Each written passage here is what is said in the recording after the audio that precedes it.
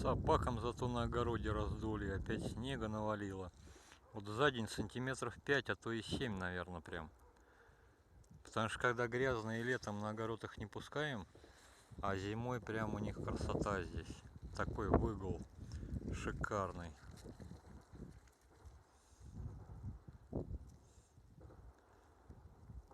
А там вот у нас стреляют.